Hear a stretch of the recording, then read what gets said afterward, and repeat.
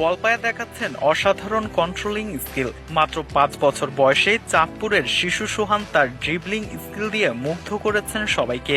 এই ক্ষুদে ফুটবলারের স্কিল নিয়ে গত 4 আগস্ট ডিবিসি নিউজে প্রতিবেদন প্রকাশ হলে তার হৃদয় ছুঁয়ে যায় নেটিজেনদের।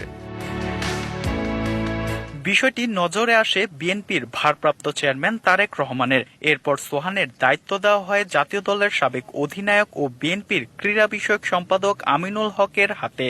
ডিবিসির সাথে যোগাযোগ করে জানলেন সোহানের বিস্তারিত। দলের হাইকমান্ডের নির্দেশনায় আমিনুল হক ছুটে গেলেন চাঁদপুরে। সোহানের বাসায় তখন ছিল উৎসুক জনতার ভিড়। ছোট্ট সোহানের হাতে আমিনুল হক তুলে দেন বিভিন্ন ক্রীড়া সামগ্রী, পাশাপাশি দেন আর্থিক সহায়তার নিশ্চয়তা, যা সোহান পাবেন প্রতি মাসেই। ডিবিসি চ্যানেলের মাধ্যমেই একটি ভিডিও আমার কাছে এসছে এবং এই ভিডিওটি আমাদের মাননীয় ভারপ্রাপ্ত চেয়ারম্যান জনাব তারেক রহমানের কাছে পৌঁছেছেন।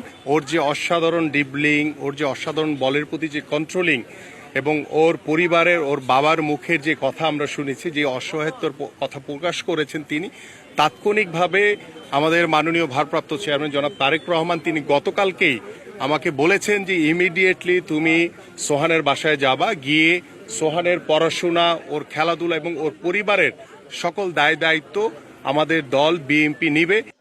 নিজেকে ঘিরে এত আয়োজন দেখে বিহ্বল ছোট্ট সোহান জানালেন নিজের অনুভূতির কথা। বড় হয়ে হতে চান বাংলার মেসি।